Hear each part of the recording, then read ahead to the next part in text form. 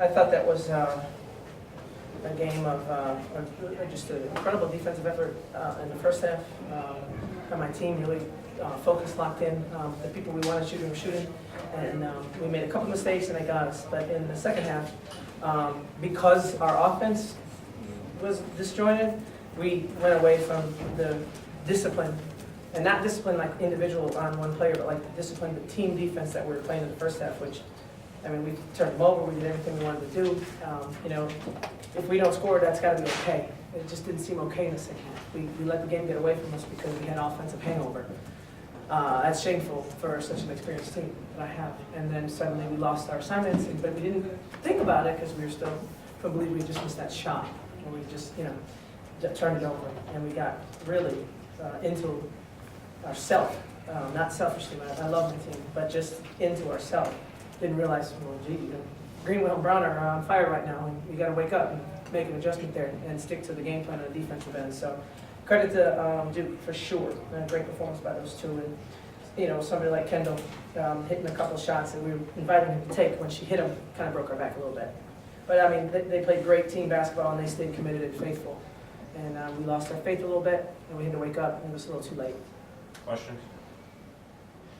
It seems like your press was very effective against Duke early, and all of a sudden Duke starts beating and getting open shots. Did they make adjustments on the press, or was it just not executed well? No, I think we talked about at halftime that they're inviting us to take some threes, and we were taking it. You know, you got to hit them to beat them, but we start the second half and just kind of missed them. I know we took 2 or 3 just right away, and it wasn't what we wanted to do. And that spills into them getting open. They got open a lot more in transition off of our missed shots in the second half. Coach, can you go more into the challenge Lexi Brown presented? She was perfect from the three-point line and kind of really turned it up after halftime. Yeah, you know, if you don't have a hand on her face, I mean, she's going to shoot with the hand. She's going to score with a hand on her face anyway. But if you don't have a hand on her face, it's a layup. I mean, she's just really dialed in. She's been dialed in all season. It's effortless, and she knows the big moments. I mean, she knows how to break someone's back. She did a great job. Greenwell knows how to do it. Greenwell does it more on hustle plays and the tip in and one at the end. Greenwell does that kind of stuff, and Lexi just, you know, you wouldn't know if they were up 20 or down 20 by her face. She just stone cold killer and just hit it. Just hit it, break your back.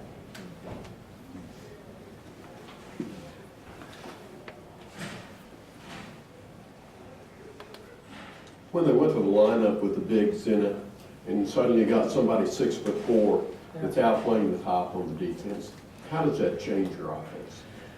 You know, we were a little deeper in our bench. Just I think I had to make some adjustments just with my personnel. I mean, Thomas and Cornelius were 4 for 21, and you know, I had to give some other kids a look. And that's at the very same time that Duke went big. So our ability to gap and get by him is Jessica Thomas's job.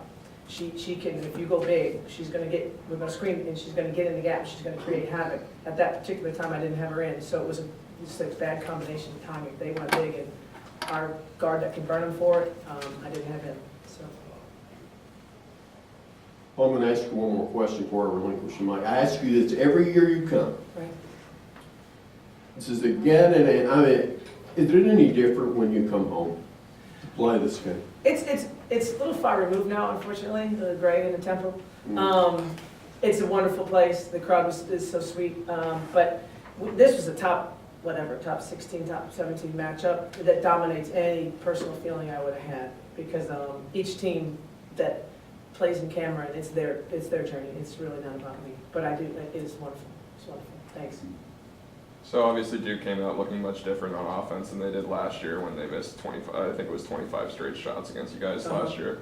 Kind of how were they different on offense this year? I mean, Rebecca Greenwell doesn't have to play the point guard.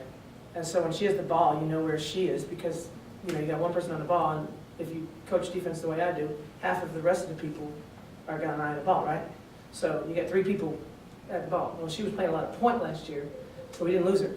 Because you can't, someone's on her, she has the ball, and the other 4 people half of their eyeballs are on the ball too. So when she's freed up, and if Lambert plays well, Duke's very hard to beat, because then they free both of them up, and then you're in trouble.